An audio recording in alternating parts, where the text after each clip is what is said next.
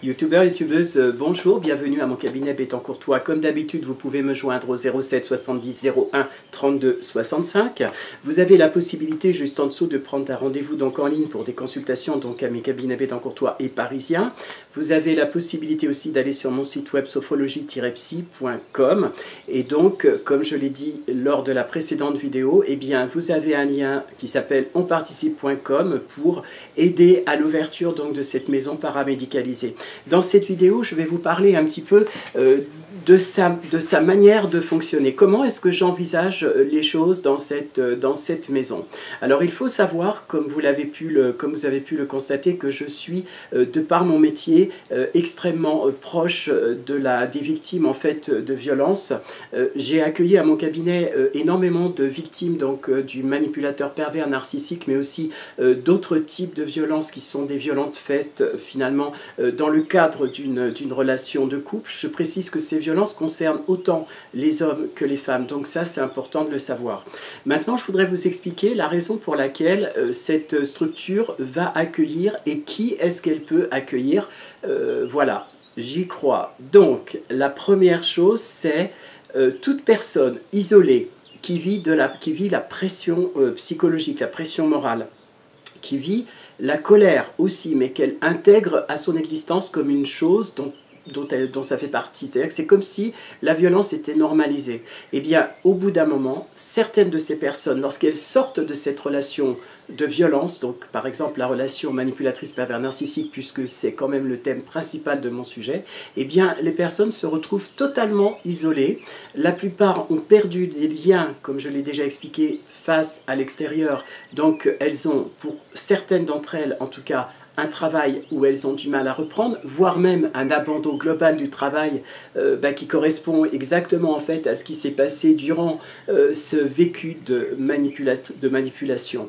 Donc, savoir qu'il y a un lieu où vous pouvez venir avec des thérapies alternatives et pas du tout quelque chose qui pourrait faire penser au flower power. Vous savez, à ces périodes où on imagine qu'en jetant des pétales de rose, la vie va être magnifique. Il ne s'agit pas non plus d'une secte que je veux créer, avec uniquement des personnes croyantes à la violence ou pas.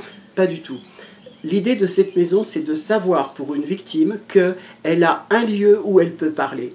Je reviens à ce que je vous expliquais il y a déjà quelques mois dans la vidéo, à savoir que les structures psychiatriques sont bouchées. C'est-à-dire que pour obtenir des rendez-vous, comme je l'ai dit, il faut attendre des mois et des mois. Et la plupart du temps, les patients sont reçus une demi-heure pour prendre un médicament pour calmer simplement la tension, calmer donc les problèmes, on va dire, émotionnels qui sont liés au stress, mais rien n'est fait pour qu'ils puissent en fait parler de leur traumatisme.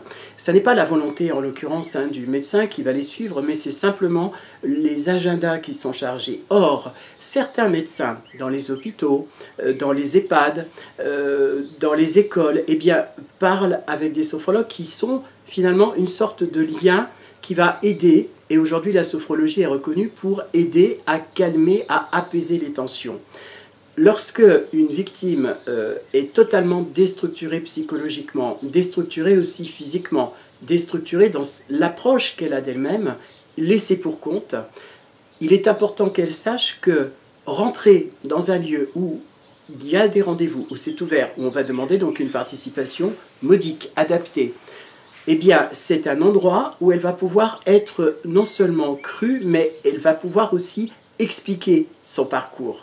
C'est aussi donc mettre en relation des victimes les unes avec les autres pour que chacun et chacune d'elles eh bien, parle de son expérience et permette finalement de comprendre. C'est un peu comme un effet de groupe mais positif, un peu comme lorsque les personnes par exemple dans le cadre de l'alcool eh bien, se réunissent, parlent de leurs problèmes et finissent finalement par tisser des liens. Je crois qu'il est important de savoir que chaque personne victime de violence est vraiment isolée dans son traumatisme.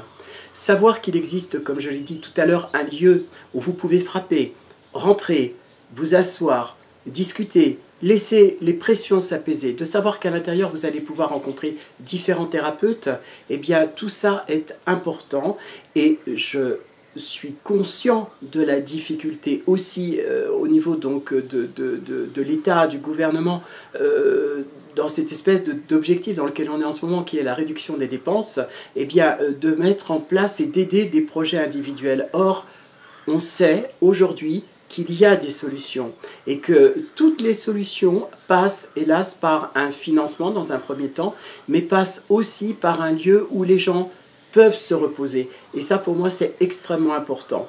Comme vous le savez, j'ai moi-même été victime de violences et c'est à cause ou grâce à quelques personnes, dont 2 sont décédées aujourd'hui, que j'ai pu me poser, réfléchir et retrouver la force de pouvoir rebondir. Donc cette maison est une maison qui sera ouverte à toutes les personnes, quelle que soit leur croyance, leur culture, leur origine, leur rapport à leur propre croyance. Tout le monde pourra venir dans cette maison que je veux absolument libre de jugement, absente donc voilà, où tous les patients seront crus pour ce qu'ils ou elles ont vécu, parce que c'est vrai que c'est vraiment quelque chose de très compliqué. L'idée d'amener en plus des services sociaux dans cette maison pour mettre en contact, par exemple, les personnes avec des assistantes sociales, avec des juristes, etc. Tout ça va permettre de pouvoir reconstruire. Or, on a besoin pour se reconstruire d'un espace et d'un temps, un moment où on se repose, on fait baisser la pression et les choses peuvent enfin repartir. C'est pour ça que je compte sur vous pour pouvoir m'aider à créer cette maison.